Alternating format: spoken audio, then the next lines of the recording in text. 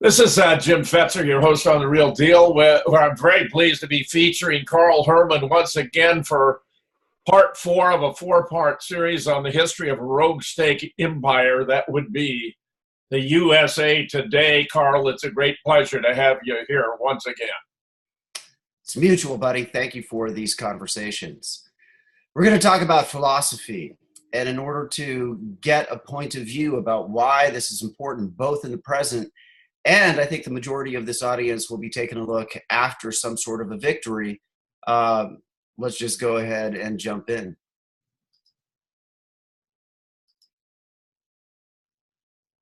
Setting up this screen. Okay, can you see my screen? Yes. Perfect. All right, the three previous versions are at James' website. We are going to be taking a look at philosophy. And to make this poignant, I'm going to give a review of what we've talked about the rogue state in under 2 minutes. The U.S. does live in a rogue state empire. Jefferson would argue that it's self-evident upon the evidence of current wars being the opposite of what we would call legal after two treaties, after two world wars that in my family engulfed my grandparents and my parents' generation. But in our first series, we took a look to make it super easy at kind of a top 10 list of the U.S. lying and violating treaties to steal land, maximize the utility of the resources and the human resources. As a National Board Certified Teacher in History, Government, and Economics, I'm asserting that that information is what any competent history course will teach. Americans may comfort themselves that, well, all right, there may be a motivation to take oil from other lands. Baby. You're being looted here. The empire has no regard. They have no empathy. And we can confidently and conservatively document about $1 million per U.S. household is being looted. That sounds ridiculous to say. And after two conferences at Claremont Colleges and an international audience, after 9 years of working with about 2,000 AP macroeconomics teachers, I have yet to find any refutation of these ideas, nor have my colleagues working for these reforms. The only way that this rogue state empire can continue is through propaganda. There's an adult arm of propaganda called corporate media. There is a propaganda arm for children. It's called public education. And in the last session, we took a look at examples, and there's an abundance of these in our textbooks that show these aren't mistakes to cover up wars in the past. No competent historian would lie in this fashion. If we took our relationship with our government as seriously as we do our sports, we would never tolerate such a gross violation of the law. Hence, coming up to the present, I think it is important to be able to consider a philosophical perspective because on the journey, Jim, I'm confident at some point you had the questions that you just couldn't avoid of what does this mean and what should we do about it? No doubt, Carl, in a wide variety of contexts. And of course, I think this will be providing an overview for the entire series of our conversations. Yeah. And as usual, I want to stick to 3 talking points. I do like Socrates as a case study, and I'll show you why that is. So we're going to take a look at the events that Socrates witnessed in his life of empire, consider from that context why he might have developed the philosophy that he contributes to us still today. And then you and I can take a look at what might we say to people both in the present grappling with these facts of the empire, and for those people in the future, if I've earned any place to have some say with the redesign of public education, hopefully sometime soon, then I want to feature our discussion series as a place where perhaps educators and interested parties can get reorientated to what went wrong and to have a place to stand to correct it. All right, so Socrates. We need to know something about his life and what he saw and how he developed his philosophy. And Jim, one of the ways to tell a good history story is to place yourself, in this case, of the sandals of Socrates. Socrates was born in 470 BC. 29 years before Socrates was born, the greatest empire of the world, the Persians, engaged in a 50-year war against many of the Greek territories. The Battle of Marathon was 20 years before Socrates was born. 10 years before Socrates was born, the Persians sacked Athens. The city was abandoned. And Socrates was born just right on the outskirts of the where we still see the ancient buildings today. And that was 10 years before he was born. At the age of 8 years before Socrates was born, in response to the Persians, the Greeks developed what was known as the Delian League, trying to coordinate ways to defend themselves from the most powerful, dangerous empire on earth, and that was successful. The Delian League began shifting its emphasis from a defensive military organization to its own empire, Jim. They demanded tribute. They demanded either contributions in money or material or ships for the defense of this territory afterwards. And when Socrates was 16, the center of the Delian League shifted to Athens, and it became apparent to observers shortly thereafter that the purpose of the league wasn't just for defense, but to get a lot of money that then made Athens the most beautiful city of the world. Did you know that there is a replica of the Parthenon in Georgia? Well, it's in much better shape than the original, which I have visited, Carl. And Athens today is not quite the magnificent city of the past because so many of the structures are poured concrete buildings, and apart from certain spectacular aspects, such as the Parthenon, it's aesthetically not of great interest, sad to say. Yeah. Well, the money that went for the defense of the Delian League built statues like this one that was in the Parthenon. Beautiful building, and there are modern reconstructions of some of the shops so that you can see where all this money went. And, you know, it's inspiring architecture, but that wasn't the purpose. And eventually, city-states disagreed with the Athenians, and the Athenians became more warlike. They became the dominating military power. And now, to begin to connect it to the threats of today in a philosophical perspective that may be very important if we don't want to repeat the history of Socrates, their society devolved into a civil war, the Peloponnesian War. Their civil war lasted 27 years, exhausted both sides. And a few more events of the Peloponnesian War. Socrates served in 3 campaigns as a hoplite, a citizen soldier, at the ages of 38, 46, and 48. At the age of 46, Jim, he was the target of Aristophanes, who's considered to be the father of comedy. He wrote a bitter play against anybody asking the types of questions that Socrates did, called The Clouds. And Socrates was painted to society and propaganda of the time that Socrates would make a good argument sound bad and a bad argument sound good, that the purpose of his questions was to divide families. And then the punchline of the play is the only reasonable response to Socrates and anybody who would act in his fashion was to chase them out of town. And they literally chased him out with weapons. Burning a school which he never had. That was at age 46. At age 54, in enforcement of the Delian League, the Athenians went to the island of Melos, which is somewhere down here, and the people of Melos decided that they didn't want to be a part of the league. They refused to pay their taxes. The Athenians said, look, here's your choice with this. You can either pay or we will come back, we will kill all the men, we will take all the women and children and sell them into slavery. Your call.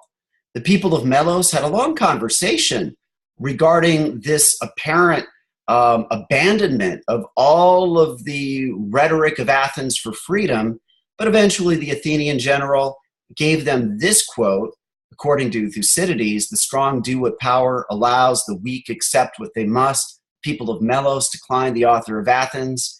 Athens came back with a military force and did exactly what they promised, killing all the men." Just to make an obvious observation, this is an implementation of the principle that might makes right, which is the source of immorality and unethical conduct in the world. The core to morality turns out to be to treat other persons with respect and to always encourage them to grow and flourish and pursue the pursuits that interest them, as long as they do not conflict with the rights or interests of other parties, in particular by not doing harm to others. Obviously, in this instance, we had precisely the opposite taking place.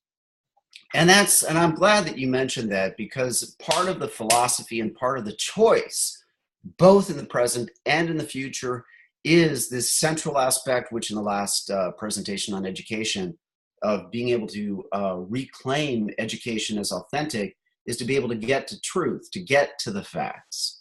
Facts are objective. They're independently verifiable. This is actually, and I said before, as a history teacher, I don't have any problem with this contest. Human beings have to embrace what education means and the victory since the Enlightenment, that if somebody makes a factual claim, they're saying they can point to the objective evidence. Now, in our case, and a lot of our work that we've done for, as I've emphasized, close to 100 years together, Jim, in academic study and an application for improvements in society, we do get the opposite. We are told the opposite of what exists, and that's something we need to reclaim in education in the context of that life is a team sport, and what we want for ourselves, we want for everybody. We want a clear playing field, fair rules, and then unleashed creativity for a kind of cooperative competition. That would have this planet be a place where I'd enjoy living. All righty. So Socrates ended up being accused of corrupting the young through his questions. He was accused of abandoning the gods. I need to give one other little event. In the year of 410, when Socrates was 64, there was an event called the Trial of the Generals. This was in the Peloponnesian War. Athens had a stunning and overwhelming naval victory against Sparta. The storm came in after the battle, and the Athenian generals, admirals we call them today, abandoned some of the people who were still alive in the waters in order to safely take their ships to shore, afraid that the storm would sink the remaining ships. All of about 1,000 members of those ships of Athens were lost at sea, and the generals were ordered to stand trial. Now, in Athens democracy, by lot, one guy is elected as the president of Athens for that day. And on the day of the trial of the generals, Socrates was chosen by lot as the president of Athens. And therefore, he was the person conducting this trial for that day. About half of the adult men held that office for one day only. And on that day, the gods chose Socrates. The warmonger empire lovers of Socrates' day, Jim, demanded that all 6 of the generals who were there present for the trial be tried at once, together. This is in strict opposition to what the law demanded for justice of separate trials. Socrates, as the person in charge of the proceedings for that day, took his oath seriously and absolutely refused to consider any motions of a collective trial for these generals. The rules say they got to be tried separately, so they shall.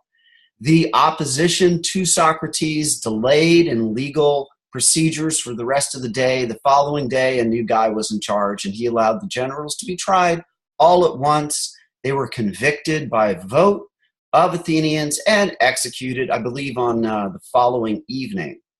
That was at age 66 for Socrates, and within just a few years, he himself was put on trial. He was found guilty of corrupting the young. The documentation, while we can't be sure it's authentic, portrays Socrates doing what he was famous for, asking pointed questions and showing that those who were speaking against him had literally no facts. All they had was spin, but it was enough. He was voted guilty, and the punishment, he was voted to be executed, which he apparently willingly took.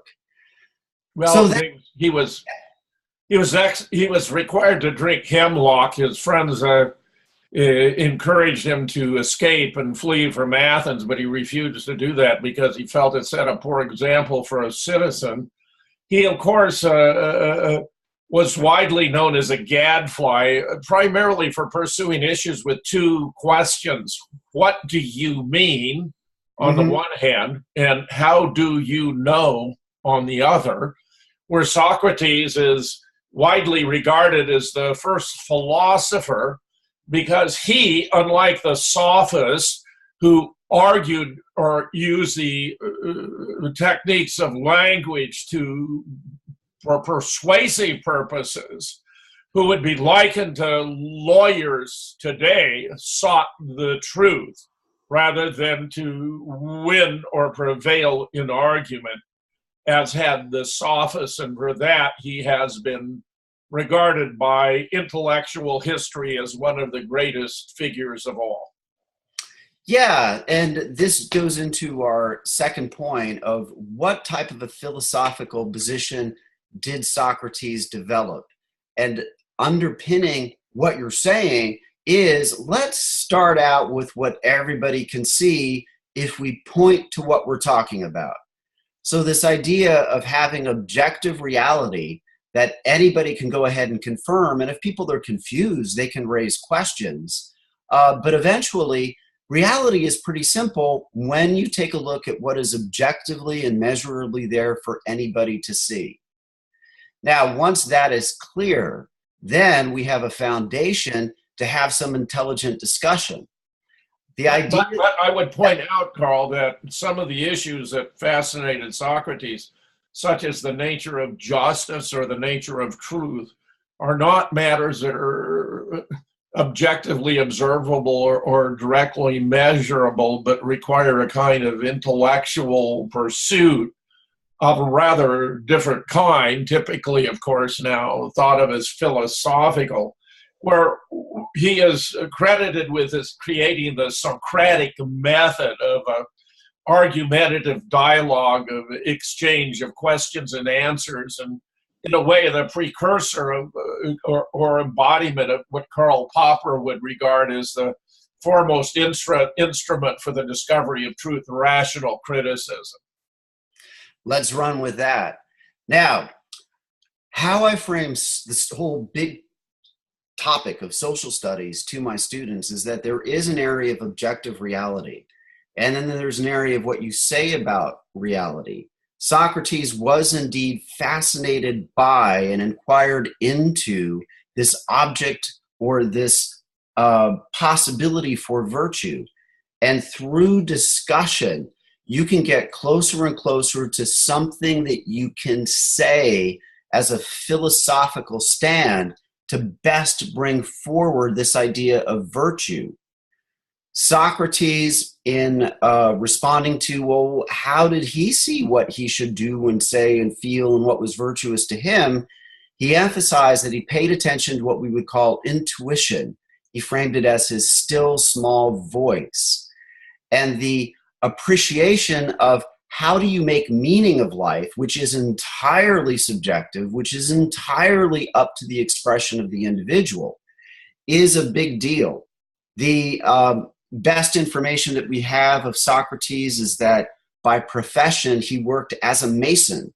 And as a tradesperson, my two grandfathers were tradesmen, and they're very practical people. So the idea that Socrates would be intelligent with what we could have that anybody can see, and then be curious into an inquiry into, meaning that best brings forward virtue that would make oneself happy, and what that means, that inquiry is a central part of his philosophical consideration.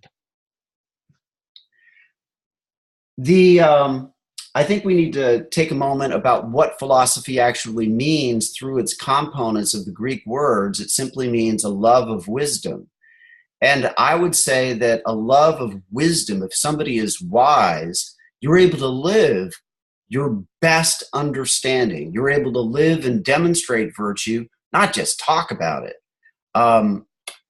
You and I know that there's a huge difference of being able to demonstrate something, being able to produce something in reality, and then just the talk. There's, do you like sports, Jim? Oh, to a degree. I'm particularly a fan of college sports, and especially here where my daughter and son-in-law both graduated from the University of Wisconsin Madison. I'm very enthusiastic about the Badgers, especially in basketball and football, where, believe it or not, the family even has season tickets to the Badger football games. Because the Green Bay Packers are here. And I like the Packers because they're the only community-owned professional sports team in the NFL. All right. Well, sports is a great analogy. There's a lot of talk. There's a lot of interpretation. There's a lot of design. There's a lot of testing of ideas that go into sports. And then the actual results will be determined on the playing field. And then in those interactions with reality, you observe a lot and you pull a lot of data. We've talked about mathematics and the application of mathematics for the average age of alleged Sandy Hook mothers. In sports, the numbers really do very well describe the quality of those players. So the idea, connecting it to Socrates and sports, is that there is a lot to say, there is a lot to talk about in the interpretations, but in the end, you want to field test your ideas and then get data, and then it's a ongoing exchange of the ideas, the analysis, and the data with the idea that you want to upgrade performance. And where we're moving towards is a consideration of what would you say, given the facts of the empire, given the dire conditions that we face, of an empire that annually kills millions, harms billions, and loots trillions, how should human beings respond to that? Probably more poignantly now, we haven't won. There's no guarantee that we're going to win. We could be crushed like everyone else in the whole history of the planet. All righty.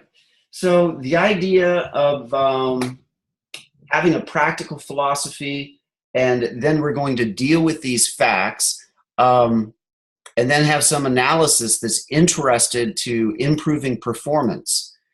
We are in this rogue state empire. The performance that we observe are these ongoing wars of aggression, lie started and illegal. We have an ongoing situation that we discussed in section 2 of being looted. So those are poignant facts, and I like Socrates because it didn't get better, it got worse, it devolved into civil war. And you and I are seeing discussion in the propagandistic corporate media that maybe a civil war is what our masters want to push us into in order to best enact martial law or some sort of a system of control to stop voices like yours, like mine, and anyone else who may start to wake up to the aspects of empire.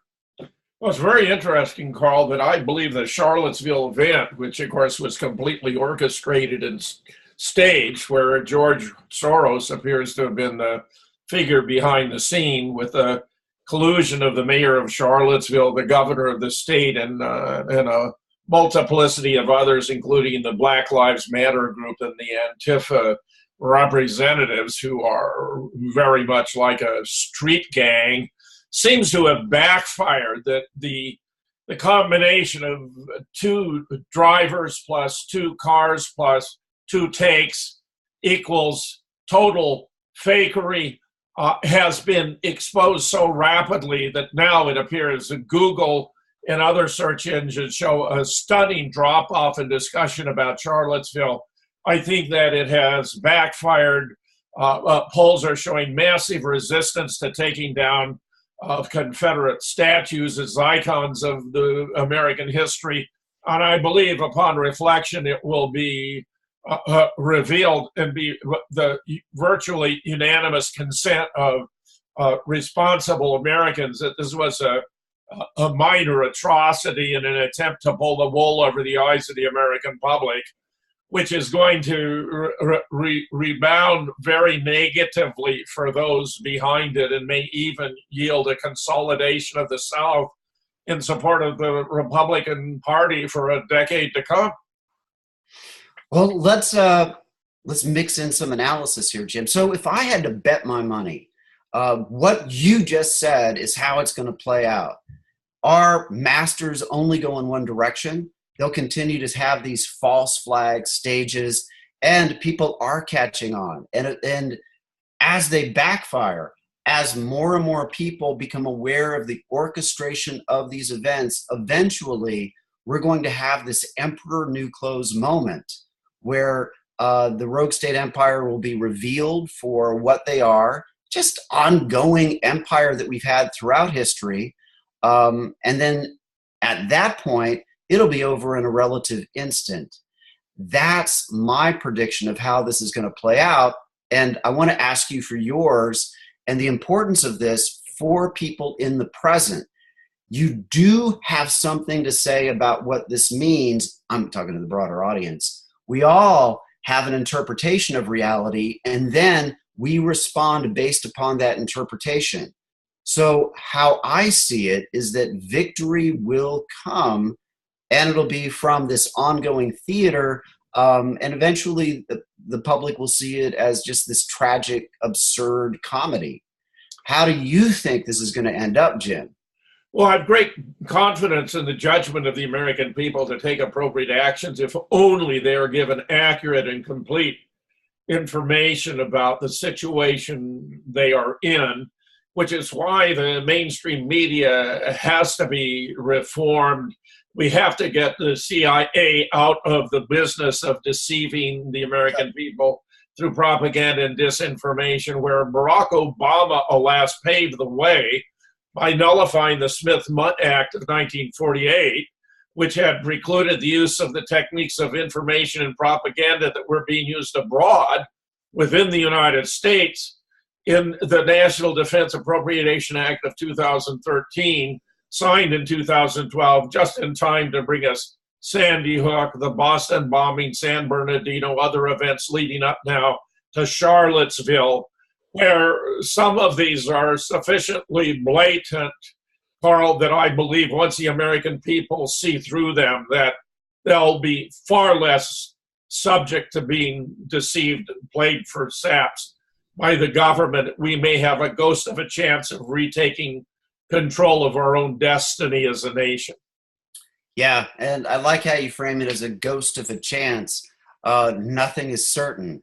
And we need to know that from the decline of the Greek Empire, the Romans had a chance for a more virtuous empire. The founding fathers, in the winter before the Constitutional Convention, Madison and several of the founders really poured through the history of the Roman Empire and of the Greeks, and their analysis is that America really just had a ghost of a chance. And as we've discussed, Ben Franklin at the end of the Constitutional Convention met with members of the press. They had excluded the press from any consideration of conversations until the end of the convention.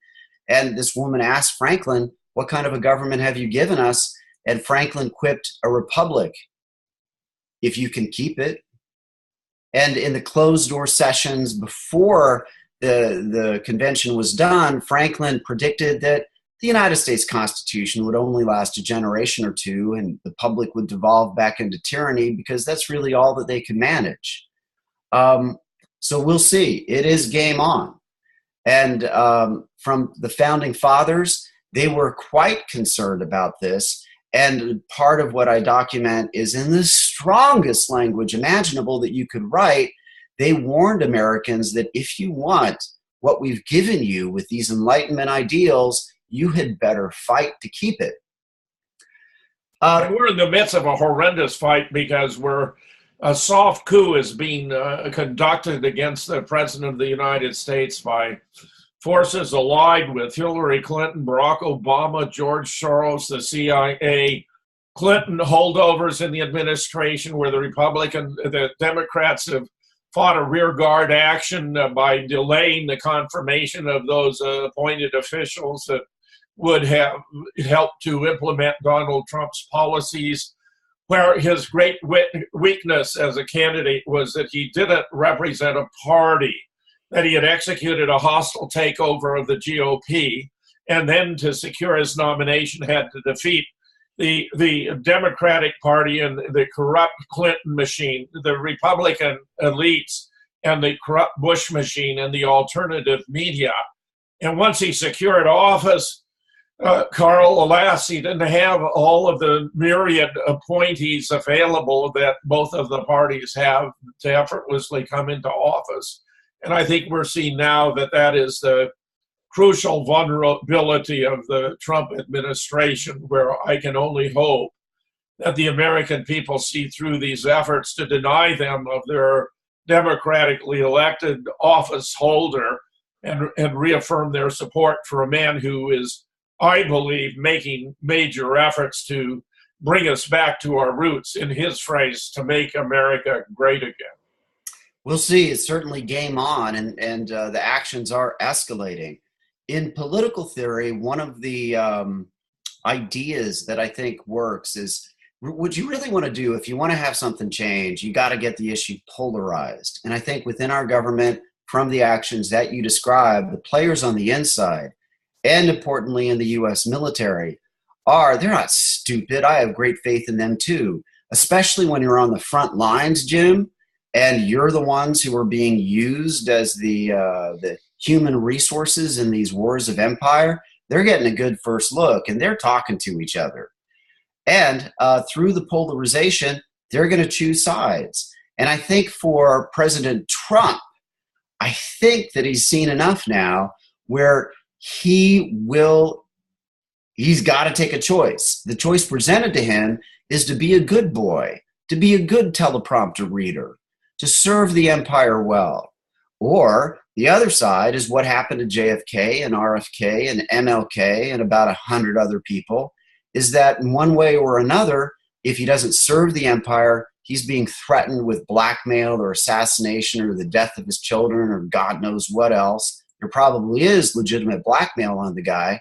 But behind the scenes, yeah, I think the action is escalating. Jim, you were aware that Bertrand Russell was one of the major first figures to come out to oppose the Warren Commission findings and to publish a paper called 16 Questions regarding the assassination of President Kennedy. True? That's most interesting, Carl, because I actually, in my three classic edited collections where I brought experts together to assess the medical evidence, including the autopsy x-rays, the autopsy photographs, the photographic and ballistics evidence. The second of them, entitled Murder in Dealey Plaza, begins with 16 proofs of conspiracy in the death of JFK, modeled after, to counterbalance the concluding essay about 16 questions raised about the Warren Commission by Bertrand Russell, which he had published even before the commission had concluded its investigation, where he raised a rather telling question: why is there no chapter addressing who shot JFK? Yeah. And I love what you're bringing up, because where I'm driving this is, I think, a valuable point for people to consider, is that the idea that you as an academic professional would bring together a team of experts to be able to look at the factual reality with people with academic training and professional experience who serve as expert witnesses Now, an expert witness, as you said earlier, if you get a lawyer who's a liar, which are a lot of them are, we can understand the economic motivation of being trained to win and saying whatever argument is you're going to serve your client. But the idea of getting experts to help walk people through the objective evidence is crucial. And then to be able to use your own judgment where an expert will help you, because, you know, there's only so much that any individual can know. And one of the philosophical perspectives I would offer for the audience consideration is you got to join powerful teams, get help, and then trust your own intelligence that when somebody is pointing to the evidence, you can follow it. That is the foundation of the American jury system, that Americans are smart enough when they are literally presented with the factual evidence. Yes, absolutely, that's correct. And it's indispensable that every citizen become a part-time scholar by learning to sort things out, where we have been doing our best collectively to set an example. And it's a reason why the powerful media giants such as Google and YouTube and Facebook are censoring like mad today, Carl. It's astonishing, but we're in the grip of a fascistic tyranny where they are taking down video after video, whole websites, for example, those devoted to Sandy Hook, those that challenge the official narrative of World War II and of the Holocaust. By the hundreds of books, Amazon.com has abolished those that provide an alternative interpretation of the history of World War II, and hundreds upon hundreds of videos related to Sandy Hook, where I could only express my stunning disbelief that CBS, which hosted a 60 Minutes rebroadcast of Return to Newtown 4 years later, has allowed a discussion to stand about what actually happened at Newtown. They've exercised some selective censorship, but by and large, they've let it go, where you yourself have made important contributions there too, Carl, for which I compliment you. Not to mention your absolutely brilliant article about the calculating the odds against the 20 Sandy Hook mothers having an average age at birth of 36, when across the nation that would be 26, 10 years younger, which, as you observe, has an improbability on the order of 109.4 quadrillion to 1. Sponsored by Pfizer. There we go.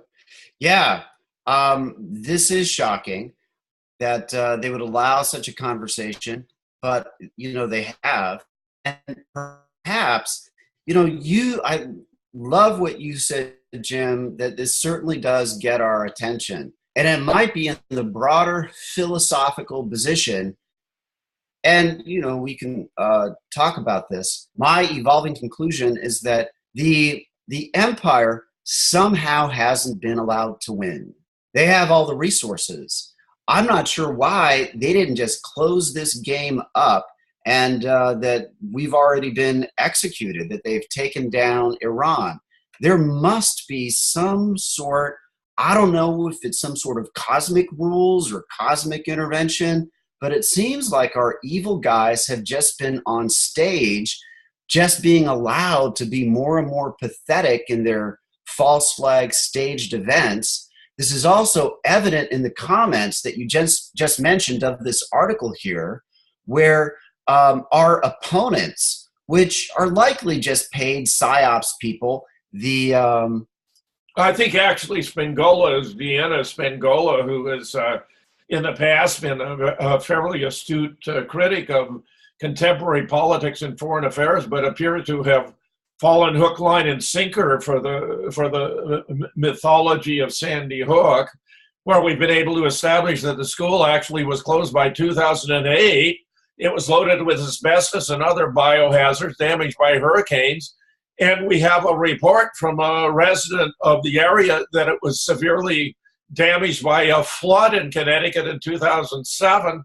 they had to decide whether or not to remodel the school to make it, bring it into conformity with Americans for Disability Act requirements, which would have demanded that all the entrances and exits be wheelchair accessible, for example, and that they redo the bathrooms and such. It was judged to be prohibitively expensive, so they abandoned the school at that point in time, which you can tell even from photographs taken on the day of 14 December 2012, because you see in the parking lot none of the familiar blue and white parking spaces or blue and white signage for handicap parking, which by itself indicates that it was not in compliance with state and federal law, and therefore could not have been legally operating as a school in 2012. Yeah, and the heat wasn't even on. That's right. The boilers were so decrepit from disuse that although it was a 28-degree ground temperature day, and obviously the school would have had to have been heated in order to have students attend classes, there's no heat or steam rising from the building at all, which is indicative, once again, that the school was not a functioning elementary. And where you can find in the parking lot, the center rows of vehicles are all parked facing the school, which is a violation of the driving instruction, which would have you come in off of Dickinson Drive, take a right, curl around, and then park facing away. Evidently, it was simpler to bring the vehicles in a single line and put them in 2 by 2 by 2, since they were merely serving as props in an elaborate stage performance, and they assumed that no one would even notice. Yeah, and as a school teacher and as a parent, and just asking those of you who have gone through this, when you're taking your kids to school, especially at an elementary school, you're super demonstrative of following the rules. And you go in the arrows where they're asking you to go, you drop your kids off at the right place, you park in the right way. There is no way that you would end up with that parking configuration. No, you're absolutely right. It's not just improbable, it's virtually impossible that you have, adults bringing children in, or the teachers or the custodians or the administrators. They're not going to violate the driving instructions. It's even a matter of habit. You would have turned right, curled around, and parked facing away. So you make a powerful point, Carl. This is actually a very significant disproof that school was operating on 14 December 2012. And in the big picture of the philosophical position that you and I are pointing to, we do offer a choice. And if people want to be stupefied so much that they just want to go ahead and be dictated to, I mean, why don't you just go ahead and wear a t-shirt saying dictate me? Why not wear a hat that on the top of it says don't drone me, bro? I mean, it's crazy, but it is a choice. In the comments, I'm more familiar with the comments I danced with this article, but these two guys, Mr. October 77 and Pirateer 12, they rejected any attempt to grapple with the statistics. Even if I made the exaggerated case of, all right, so what if a woman age 80 claimed to be one of the moms? Or what if a girl the age 4 claimed to be a mom? Would you accept that those numbers, this mathematical approach to reality, would be a valid place? But, these propagandists, they can't deal with the facts. And going back again in the bigger context of what we've been talking about, Simon Johnson, the former chief economist of the IMF, wrote, he's now at MIT, 2 best-selling books. He said, and this is true in my experience with economics, we can't get anybody to debate with us. They won't debate because they can't debate, and they can't debate because all the facts are on our side. Well, I've repeatedly asked Deanna Spingola to debate with me about Sandy Hook, which he has declined again and again and again, which I think is revealing in and of itself. And post-victory, if we win, anybody who's interested in education would have to do some soul searching of what went wrong. Why did we lose any ability to discern utter bullshit, especially when you have enough people? Now, I don't know how many of us there are, but I guess there's about 1 million of us in various fields of expertise who are public, about the hypocrisy they see, and that the facts anybody can check out are one thing, and then the rhetoric is this Orwellian opposite world, Jim. Oh, yes. Oh, yes. Now, if people want to embrace that, that's up to them. But we're often an alternative. I mean, how about this? I've been talking a lot. You want to hear Bertrand Russell at age 87 talking about in 2 minutes what he says is kind of the main advice of a lifetime? He was one of the original protesters of seeing the bullshit of World War I, Jim. Yes, yes, yes. Yeah. He was a completely admirable figure. He won the Nobel Prize for Literature. There's no prize for philosophy. And, you know, published over 100 books during his lifetime, which is roughly 3 times of my productivity. I have long admired Bertrand Russell as one of the greatest philosophical figures of the 20th century. All right, then I think we got to have our audience have 2 minutes of him. Here we go. One last question. Suppose, Lord Russell, this film were to be looked at by our descendants, like a Dead Sea Scroll in 1,000 years' time. What would you think it's worth telling that generation about the life you've lived and the lessons you've learned from it? I should like to say 2 things. One intellectual and one moral. The intellectual thing I should want to say to them is this. When you are studying any matter or considering any philosophy, ask yourself only what are the facts and what is the truth that the facts bear out. Never let yourself be diverted either by what you wish to believe or by what you think could have beneficent social effects if it were believed.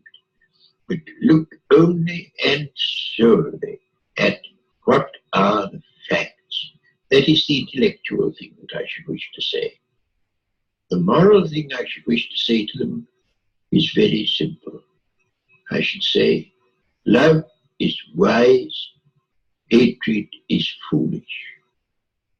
In this world, which is getting more and more closely interconnected, we have to learn to tolerate each other. We have to learn to put up with the fact that some people say things that we don't like. We can only live together in that way. But if we are to live together and not die together, we must learn a kind of charity and a kind of tolerance, which is absolutely vital to the continuation of human life on this planet. All right, again, pointing to empathy in this choice of love, of a team sport. And I love what he said on his first part is you got to begin with the facts. I also want Jim to emphasize that I think that there are probably multiple millions of human beings who suspect the rogue state empire, but they really stop themselves from fear. One of the motivations to go beyond fear that people will embrace is that if you really take a look at your empathy, we do live in a world where millions are being killed annually through intentional policies of both war and poverty, where we have an ongoing slaughterhouse of death and harm and debt and fear. And one of the philosophical choices that we're presenting to people is, hey, if you stand for the facts, you may be afraid, but isn't your empathy, isn't your care for other people more important than your tiny fears? All right, Jim. One of the points of philosophy that I present for people's consideration as well is that I really do think that our masters will engage in these ongoing false flags. I call them their crime du jour, which we really should understand. And I do appreciate everybody who contributes to our understanding of these ongoing events. And at the same time, I think one of the end game moves that people will come to when they've seen enough, when they've seen that this rogue state empire will only and always continue. They only have one direction to go. They can't back down. In the context of economics with the Federal Reserve System, Jim, from time to time, you know, because the reforms are literally worth 1 million people per household, I get the question of, well, wouldn't this be better for the oligarchs too? I mean, wouldn't that be a much better world to live in? Well, okay, arguably yes, but take a look at it from their point of view. How do they back down without being thrown into prison? Well, the oligarchs want to amass all power and control and wealth unto themselves, Carl, well reflected by the Prescott Bush quote you have here of 1966. Claim everything, explain nothing, deny everything, meaning act as an autocrat, as though you were a dictator or a petty tyrant, which the Bushes have proven to be in all respects. And in some ways, even more interesting because less predictable and conventional from Karl Rove. We're an empire now, and when we act, we create our own reality. And while you're studying that reality, judiciously as you will, we'll act again, creating other new realities which you can study too. And that's how things will sort out. We're history's actors, and you, all of you, will be left to just study what we do. Examples of which I believe would be appropriate, such as the Team B that Dick Cheney created to get new intelligence about Iraq and its alleged attempts to create weapons of mass destruction, which the CIA had denied, but it displeased Dick Cheney. So he created his own fake intelligence already then, which made the difference of being used as a platform for inducing the American people to support a misconceived war that has been hugely expensive to the American people and brought no benefits. Another being that Karl Rove and Karen Hughes discovered that a fitness report on George W. Bush when he was in the Texas Air National Guard was extraordinarily unflattering, and that if it were to come to light, it might destroy his prospects for becoming the Republican nominee or securing the presidency, where they had the form retyped on using a font of a newer type than was available then, so that even though Dan Rather had verified word by word what was said in the document as it had been dictated by the commanding officer and by the secretary who typed it, when he released his report on CBS News, they immediately faulted it as having been a fake document, which of course only they would have known because they'd had it retyped on a newer font. And the public, by and large, fell for it and concluded that if the document was fake, then its contents must be false, when indeed the situation was such that the content was completely accurate, even though the document was a fabrication. And there are hundreds, literally hundreds of such game-changing factual inquiries to be able to demonstrate that we are being played, we're being looted and lied to. And I think at the top of this pyramid of power with the Bushes, the Clintons, and who knows who else is there, they're never going to back down. I think that they've become so twisted with evil that they really are psychopaths, and that they enjoy having a dominating position. We're never going to get any empathy. We're never going to have any policies for the good of the public other than pretense. And the choice presented as a philosophical stand for people today is really, you know, for us, we're offering as academic professionals, look, why don't we just start with the objective reality that you say that you stand for? And we're not asking for people to do much other than to go ahead and apply basic education that when somebody points to something you can verify, do you care enough to exercise your education to look? The other choice is to go ahead and just trust these leaders. And, you know, in this, I think that they'll continue to be on stage for as long as necessary for them to be exposed as the liars they are. Or, if we don't end up better than Socrates, I think that they would prefer a civil war where they can best clean up the people like you and me who are problems to their ongoing empire. We're the gadflies of our time, just as Socrates was the gadfly of his time. Carl, in the time that remains, would it be appropriate to consider the 3 questions central to being an American? Oh, yeah. I don't remember what I wrote, but oh, yeah. All right. So what do we call the kind of government we have today, given one crime after another centered in wars of aggression, looting, and lying? I'm not sure how I framed this, but a dictatorship, fascist, a rogue state empire is certainly consistent. What's easily refuted is limited government under a constitution. We don't have that. It's unlimited power with the promises of the Constitution being reneged all the time. How should Americans respond to their illegal and lying government?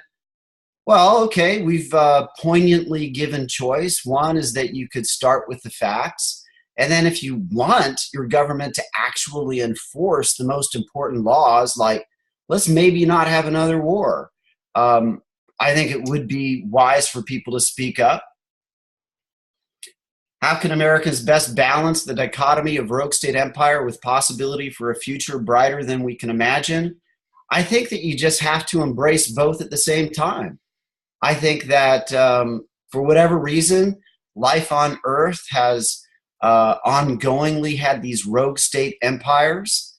But as we pointed out, and I hope this discussion series contributes towards, we're pointing to the theater, and there's a big team that we're on. I'm guessing about 1 million people in various aspects pointing to the facts, and we invite those interested who want something better than an empire to join us. We must learn to see through the propaganda being disseminated on the right and the left by the mainstream media. We must abolish the use of electronic voting machines that are easily hacked to lose elections. We must get rid of gerrymandered districts that make it virtually impossible to replace a member of the Congress. We must oppose the APAC and require it to be registered as a foreign agent, because as Cynthia McKinney revealed years ago, when new members of Congress come to Washington, they're asked to sign a pledge to put the interests of Israel ahead of those of the United States. And if you decline, you find yourself confronted with a well-financed alternative candidate, or that your district's been redrawn and that you no longer have a seat. We need to get private money out of federal elections, which all should be publicly funded. And ironically, Carl, as we discussed before, we should restore the draft to distribute responsibility among all families and draw them back into serious concerns with issues of war and peace, which now, alas, are being allowed to be decided by the executive branch of the government, which doesn't even bother to consult with the legislative in gross violation of the distribution of responsibility, checks, and balances under the Constitution we claim to be governed by. It's a choice for those viewers, and if you want something better than what we've got, you better speak up, you better exercise your education, you better grapple with this. And I guess in parting, one of the observations I've had in reflection and in consideration with Socrates is that in this choice, it might be that this whole earth is a type of school for those interested to take life seriously. Because I know I'm strongly motivated by these psychopaths to stand up for humanity, both for my own well-being and, my God, look at the planet that we live on, just crying out for assistance. This could be a really nice place, but that's not my call. All we can do is be of service and point, and the school continues, and people have a choice of what they're gonna think, what they're gonna say, and what they're gonna do. Carl, I can't thank you enough for the excellence of your series on the history of a rogue state empire. I think many Americans will realize through this series the situation, precarious as it is, in which we exist in the United States today. I compliment you for your good work as a certified teacher of history, economics, and mathematics. You're putting it to work for the benefit of the American people, for which I, on behalf of the public, thank you. And mutually for your generations of work, Jim. If history tells the truth, I would like to give you the title of one of the refounders of America. That's very kind, Carl. I can't thank you enough. This is Jim Fetzer, your host on The Real Deal, thanking my special featured guests for this 4-part series, Carl Herman, for being here, and all of you for watching.